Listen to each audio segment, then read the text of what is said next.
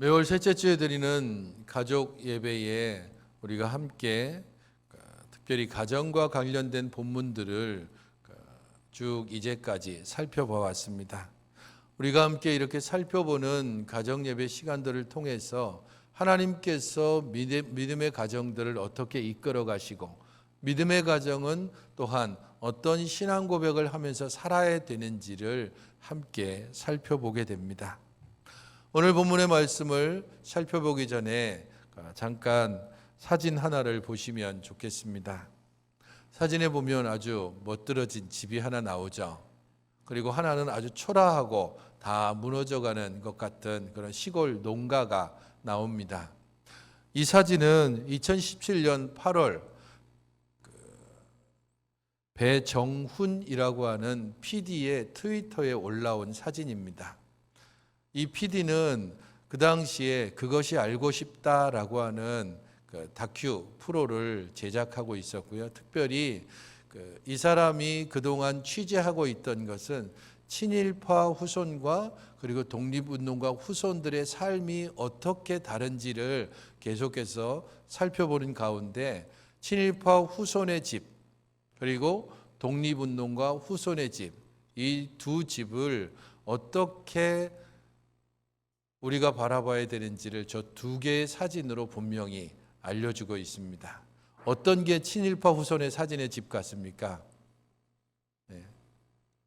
아주 멋진 그 높은 담으로 둘러싸인 그런 고급스러워 보이는 저 집이 친일파 후손의 집이고, 다 떨어진 농가에 곧 허물어질 것 같은 그런 입구를 가지고 있는 저 집이 독립운동가 후손이 살고 있는 집입니다.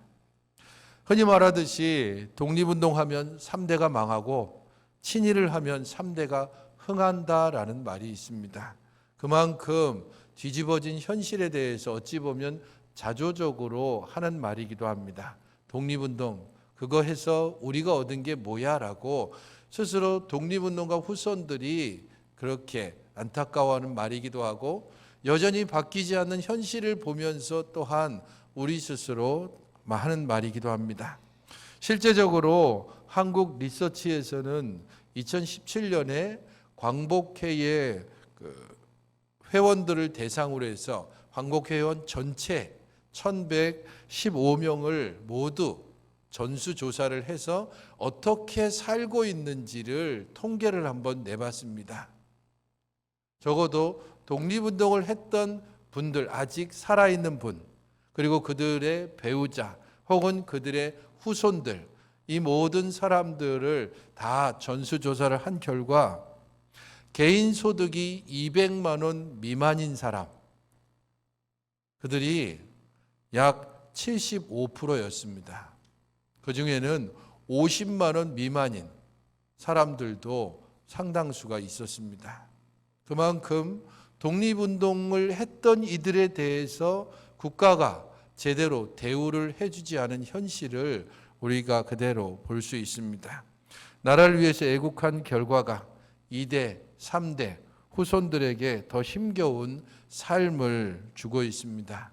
MBC에서 한번 이 뉴스로 방영한 적이 있는데, 휴지 줍는 독립운동가 후손, 이거를 뉴스로 실제적으로 방영하면서 모든 재산을 다 바쳐서 조국 독립을 위해서 그렇게 헌신했지만 이제 후손, 3대 후손입니다. 그는 폐지를 주우면서 근근히 삶을 이어가는 실태를 보도한 것도 있습니다.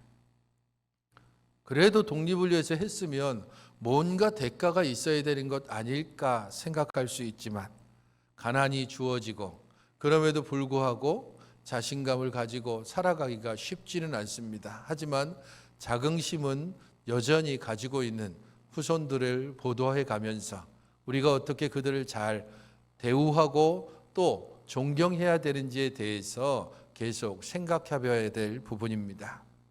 오늘 우리가 함께 보는 이 본문은 우리가 이 역사 가운데서 살아왔던 100여 년 전 일제에 의해서 나라의 주권이 빼앗기고 36년 동안 어떤 이들은 친일로, 어떤 이들은 독립운동으로, 그로 인해서 지금 여전히 나누어 있고 갈라져 있는 이 사회 가운데서 우리들은 특별히 믿음 안에서 산다는 것은 무엇인지, 믿음으로 살고 신앙 때문에 때로 고난과 고통과 죽임까지 당하는 그런 상황 가운데서 하나님은 우리를 어떻게 대우하시는가? 국가별로 독립운동을 했던 사람들에 대해서 각각 대우하는 게 다를 것입니다. 어떤 이들은 정말 지극하게 대접할 수 있을 것이고, 어떤 나라에서는 재원이 부족해서 제대로 대우하지 못하는 경우도 있을 것이고, 어떤 경우에는 아직까지 제대로 된 그러한 제도가 정비되지 못해서 제대로 대우하지 못하는 경우도 있을 겁니다. 그것은 이 땅의 현실이라고 두고 하나님과 관계에서 우리들이 믿음 안에서 살고 그 믿음으로 인해서 고난과 고통과 어떤 경우 죽임까지 당했다면 그런 이들을 하나님께서는 어떻게 대우하시는가? 그리고 그런 대우 가운데서 우리는 어떻게 하나님을 계속 고백하며 살 것인가? 이 질문을 가지고 오늘 본문 말씀을 우리는 함께 생각해 봐야 합니다. 1절을 다 같이 한번 읽어보시겠습니까? 4장 1절입니다. 시작.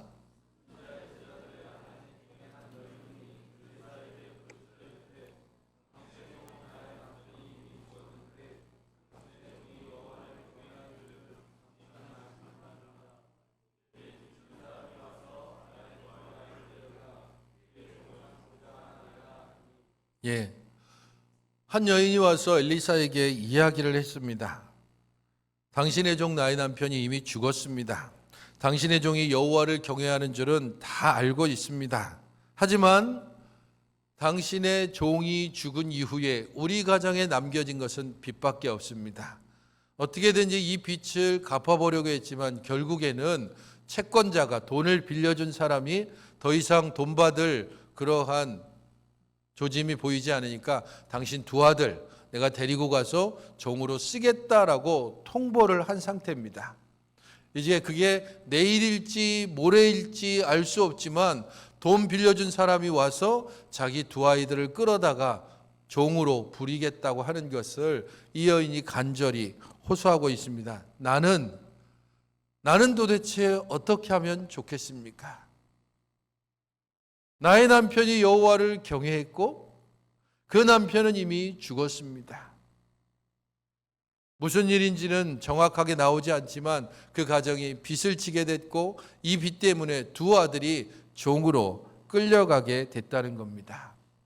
우리가 여기서 주목하는 것은 왜 그럼 그 가정이 여호와의 선지자, 여호와의 종이라고 하는 이 사람이 그 가정에 빚을 지게 됐을까 하는 겁니다. 혹시 방탕했나? 도박을 했나? 사치를 했나? 이런 여러 가지 생각들, 아니면 지혜가 없고 잘못 보증을 써서 그래서 지금 빚을 지게 됐는가? 이런저런 충분한 고려를 할 수 있지만 이 여인이 엘리사에게 말하는 나의 남편은 여호와를 경외하는 사람인 줄을 당신이 알고 있습니다. 내 남편이 얼마나 여호와를 경외했는지 당신이 충분히 알고 있고 어쩌면 그 여호와를 경외한 그것 때문에 자신의 남편이 죽었을 가능성도 있는 것입니다. 왜냐하면 지금 이 여인이 호소하고 있는 엘리사, 이 엘리사와 여인이 함께 살고 있는 나라가 이스라엘이고 이스라엘을 다스리는 왕이 아합이기 때문입니다. 여호와의 선지자는 그의 아내 이세벨의 말을 들어서 그 나라에서 완전히 씨를 말려버리려고 했던, 여호와의 이름을 부르는 자가 있다면 어디든지 달려가 그를 붙잡아내고 그를 죽이고, 그래서 이스라엘 내에서 어느 누구도 감히 공개적으로는 여호와의 이름을 부를 수 없게 만들었던,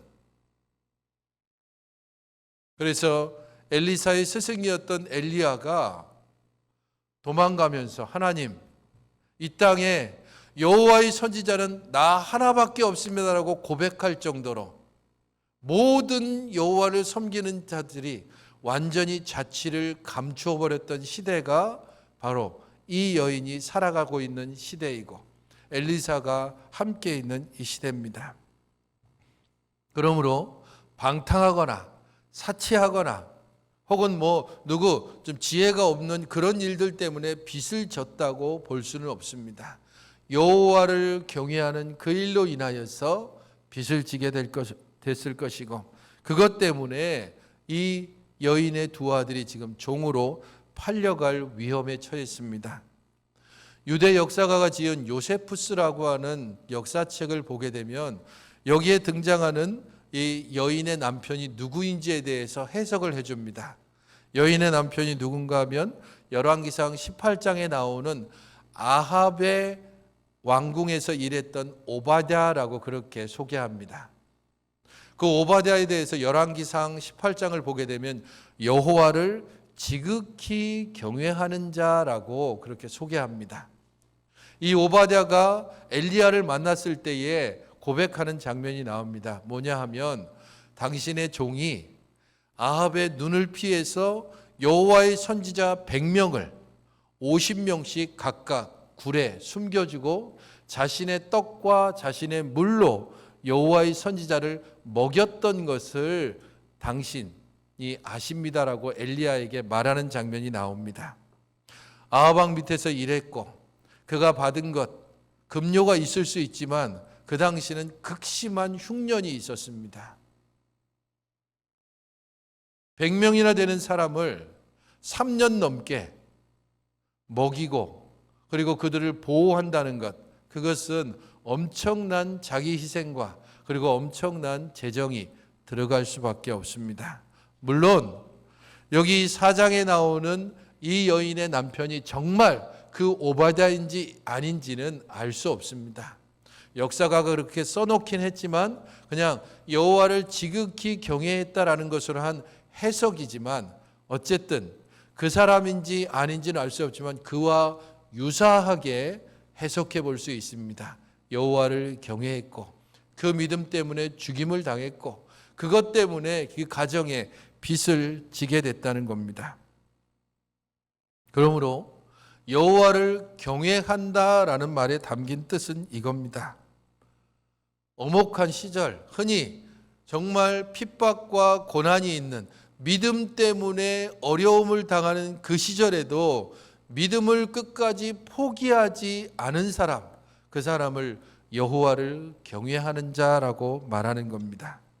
또 다른 한편으로는 그렇게 어려운 시절을 함께 보내는 사람들을 돌아보고 살펴보는 일을 했던 사람, 그런 이들을 또 일컬어 여호와를 경외하는 자라고 말하는 겁니다.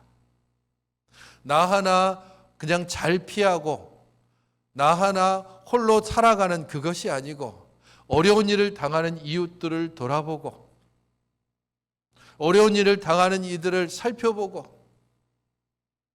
그것을 통하여서 어려운 시기를 함께 이겨가 나가는 사람, 그런 사람이 여호와를 경외하는 자였고 그 사람이 죽었습니다. 남겨진 그의 아내와 두 아들이 지금 여호와의 종 엘리사에게 호소하고 있는 겁니다. 부귀와 번영을 누려야 마땅하지 않겠습니까? 여호와를 정말 경외했다면 우리 하나님을 향한 믿음의 고백이 변하지 않고 그 믿음의 고백을 따라서 세상에 외쳤다면 죽는 게 아니라 살아서 그의 믿음이 얼마나 대단하고 하나님께서 살아 역사하시는 것이 얼마나 놀라운지를 보여줘야 하지 않겠습니까? 그런데 죽어버렸고 가정에 빚까지 남겼습니다. 그게 여호와를 경외한 자의 처참한 현실입니다. 엘리사 시대에만 있었겠습니까? 예수님 시대에도 있던 것이고 바울 시대에도 있던 것이고 중세에도 있었고 그리고 이 현대에도 동일하게 여호와를 경외함으로 고난과 핍박과 어려움을 당하는 이들은 여전히 남아있고 우리와 함께 호흡하고 있습니다. 그러므로 우리는 디모데후서 3장 12절에 이 말씀을 기억해야 합니다. 같이 읽어보시기 바랍니다. 디모데후서 3장 12절 시작.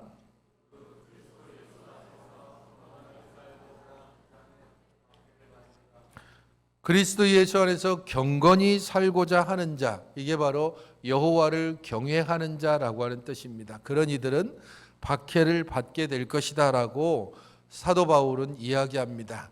디모데후서 3장 1절부터 읽어보면 왜 여호와를 경외하고 경건하게 살고자 하는 사람들이 박해를 당하는지 그 이유가 3장 1절부터 등장합니다. 왜냐하면 말세이기 때문입니다.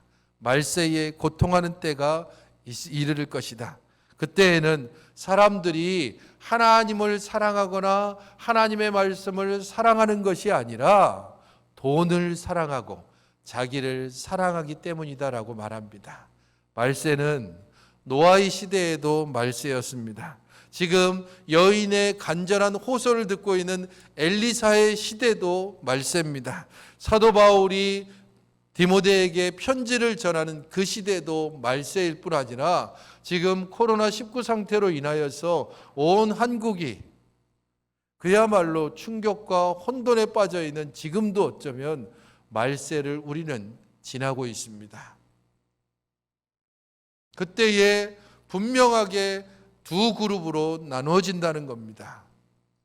경건하게 살고자 하는 자가 있는 반면에 돈을 사랑하고 자기를 사랑하고 이웃을 돌아보지 않는 사람들의 모습이 나타나게 됩니다.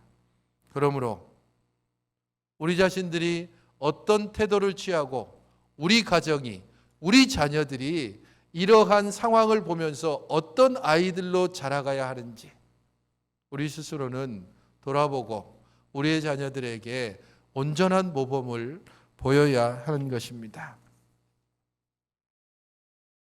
여인의 호소를 듣고 엘리사가 말합니다. 내가 너를 위해서 어떻게 하냐? 내 집에 무엇이 있는지 내게 말하라 라고 이야기합니다. 2절을 보게 되면 엘리사가 처음에 질문하는 거 도대체 그래서 나더러 어쩌란 소리냐? 이렇게 핀잔하는 것처럼 들리는데 곧 이어지는 말씀을 보게 되면 내 집에 무엇이 있는지 나에게 말하라 라고 하는 이 말씀은 지금 여인의 이 호소에 대해서 엘리사가 얼마나 함께 공감하고 여인의 그 안타까운 마음들을 헤아리고 있는지를 잘 알게 해줍니다.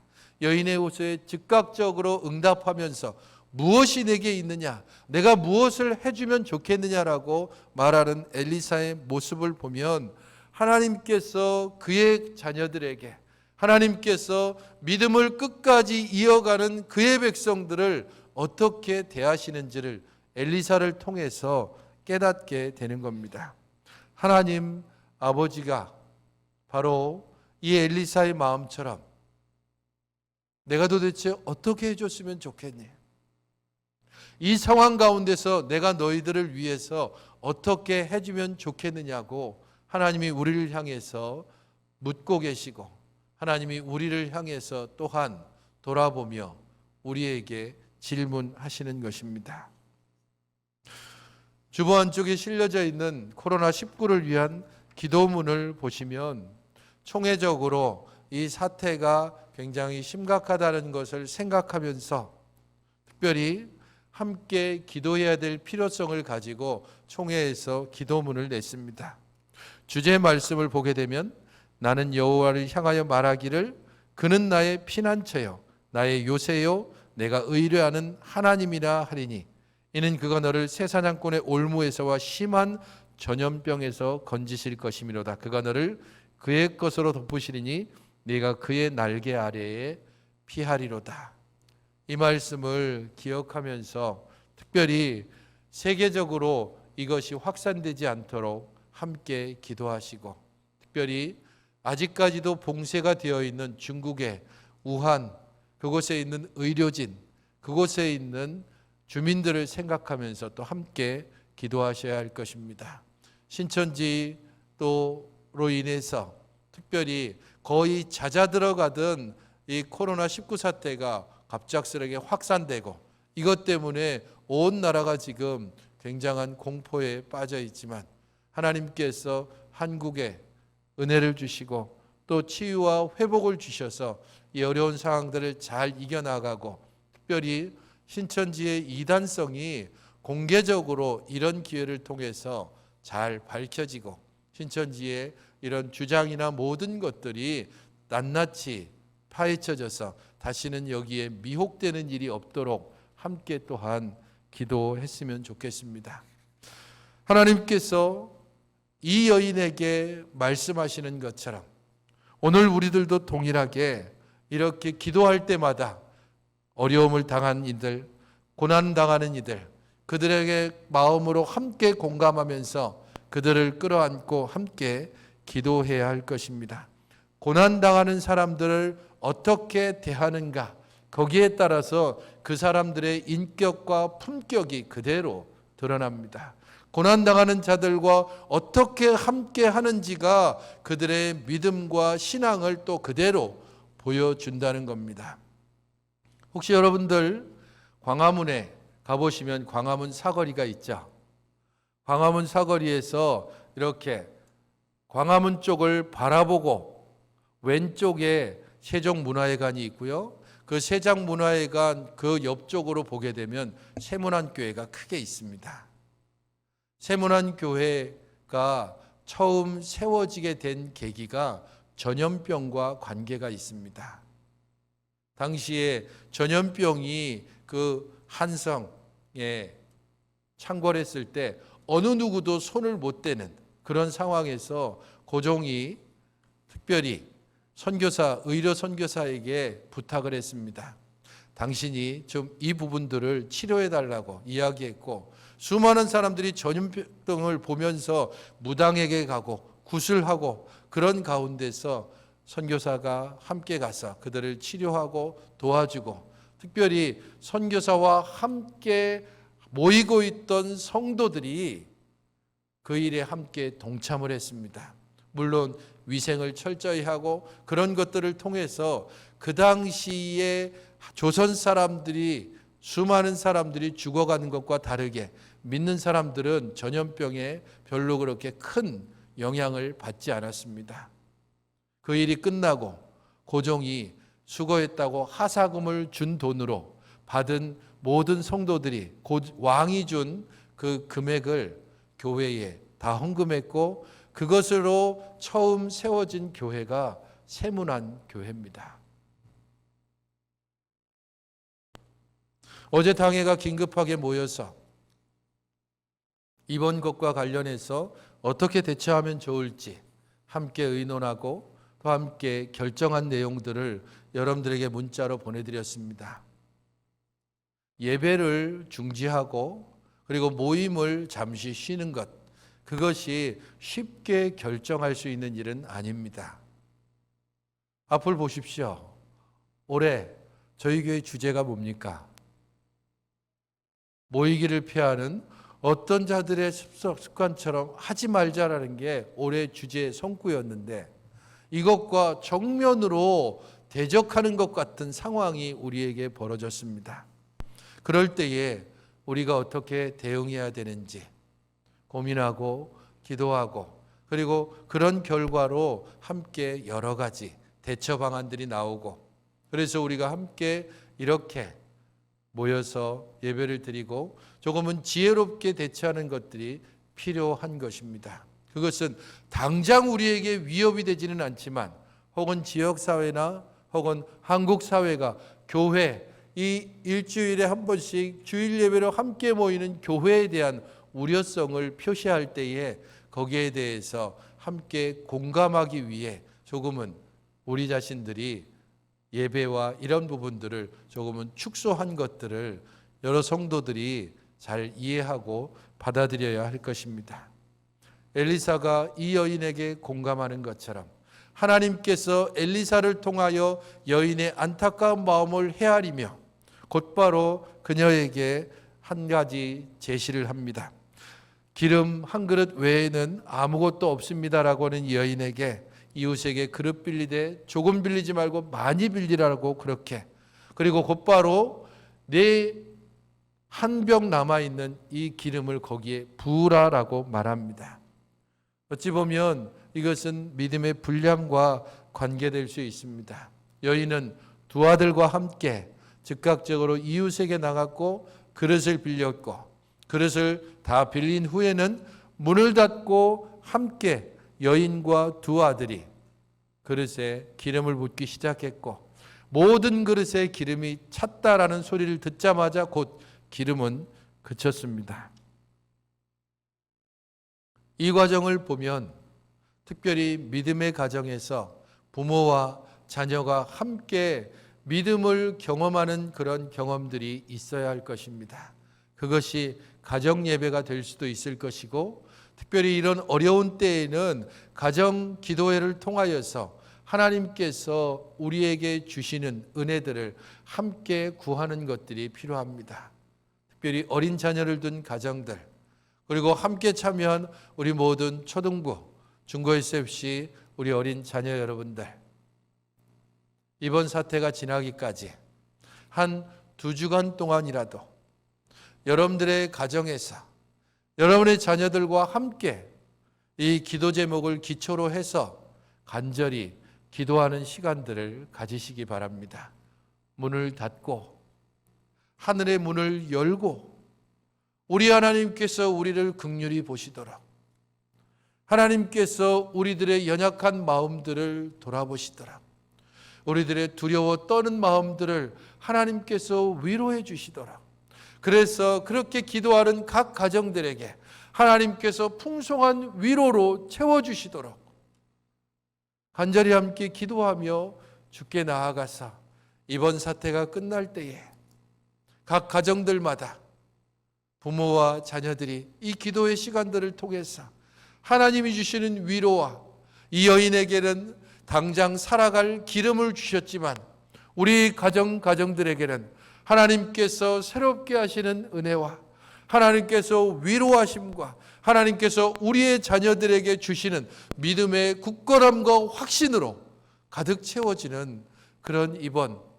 시간이 될 수 있으면 좋겠습니다.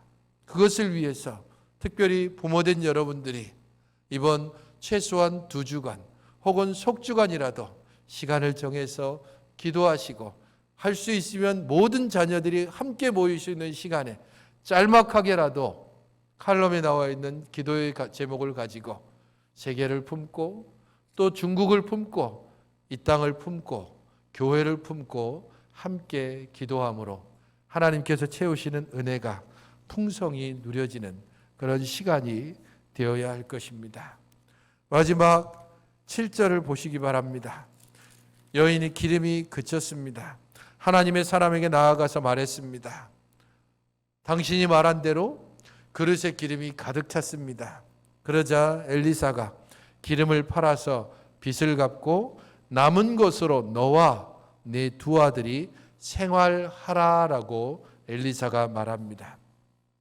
어찌 보면 우리 생각하기에, 아니 여호와를 경외하다가 남편이 죽었고 그것 때문에 두 아들이 종으로 끌려갈 뻔했고 유일하게 남은 기름 한 병, 사실은 여기 그릇으로 나와 있지만 제대로 한다면 기름 한 병입니다. 이 기름의 용도는 먹는 기름이 아니라 몸에 바르는 용도의 기름입니다. 일반적인 기름보다는 좀 더 고가의 기름이라고 볼 수 있습니다. 그리고 이것은 대체적으로 여인의 남편이 여인에게 선물해 준, 그것이 결혼과 관계된 것이든 어떤 것이든 여인의 남편이 여인에게 준 유산이라는 의미가 있습니다. 유일하게 남은 유산, 그 유산으로부터 나온 가득 찬 기름, 그것을 가지고 하는 일이 뭡니까? 빚을 갚는 것, 그리고 당신과 당신의 두 아들이 근근히 생활하는 겁니다. 좀 그러지 말고 그냥 엄청난 부를 주셔서 이 과부로 남은 여인과 종으로 끌려갈 뻔했던 두 아이에게 이 기름의 풍성함을 통해서 거부가 되고 떵떵거리고, 하나님 잘 섬기면 우린 이렇게 돼, 믿음을 끝까지 지키면 이렇게 하나님께서 놀라운 축복을 주셔서 이렇게 가난 가운데서 놀라운 부자로 만들어 주셔, 그런 인생 역전이 아닙니다. 빚 갚고 나머지 것으로 겨우 생활할 수 있는 정도가 주어졌습니다. 우리 하나님을 섬기고 믿음을 고백한다고 해서 뭐 대단한 변화가 나타나는 것도 아닙니다. 하나님을 향한 믿음의 고백을 끝까지 지킨다고 해서 우리들의 통장이나 우리들의 재산이 갑자기 불어나는 것도 아닙니다. 고난은 여전히 계속될 것이고 힘겨운 삶은 계속 되어질 수 있습니다. 그럼에도 불구하고 우리에게 묻고 있는 것입니다. 그럼에도 여러분들은 하나님을 섬기시겠습니까? 그럼에도 여러분들은 끝까지 믿음을 포기하지 않고 이 믿음을 지켜 여호와를 경외하는 삶을 살겠습니까? 이 땅의 사람들에게 떵떵거릴 수 없는 그러한 인생 역전의 대단한 반전이 있지 않는 그런 상황 가운데서도 우리 하나님을 향한 믿음을 지키고 때로는 그것 때문에 남편을 먼저 떠나보내기도 하고 때로는 우리 가정이 심각한 위협을 통해서 심각한 공포에 놓이는 순간까지도 감수하면서 믿음을 지켜 나아가시겠습니까? 그런 이들에게, 그런 가정에게 하나님께서 기름을 부으시며 하나님께서 은혜를 부으시며 하나님께서 보호하시며 하나님께서 이끌어 가시는 것입니다. 크고 대단한 것은 아니지만 적어도 이 땅 가운데 그의 백성들을 향한 하나님의 마음을 결코 포기하지 않으실 것입니다. 시편 37편 25절 26절 말씀을 같이 한번 읽어보시기 바랍니다. 시작.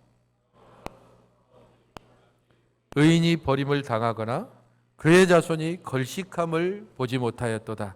그는 종일토록 은혜를 베풀고 꾸어주니 그의 자손이 복을 받는도다. 의인이 버림을 당하거나 그의 자손이 거지처럼 걸식하는 일은 없습니다. 때로 독립운동을 한 후손들이 폐지를 줍는 그러한 처참한 상황에 빠지는 국가가 있을 수는 있어도 또 그런 상황이 빠질 수는 있어도 결국에는 개선되어질 것이고 결국에는 조금은 변화가 있을 수 있지만 우리 하나님께서 그의 가정, 그의 백성, 믿음을 지켜가는 그의 자녀들을 끝까지 돌보시고 보호하시고 은혜를 베풀어 주시며 하나님의 복을 넘치도록 하실 것입니다. 그 하나님의 은혜를 바라며 하나님을 향한 믿음의 고백으로 채우시는 하나님을 고백하는 그런 기간, 우리 하나님의 은혜를 특별히 더 깊이 체험할 수 있는 이번 코로나19 사태를 지나면서 우리 하나님의 은혜를 더 깊이 간증할 수 있는 가정들이 되시기를 주님의 이름으로 축원합니다.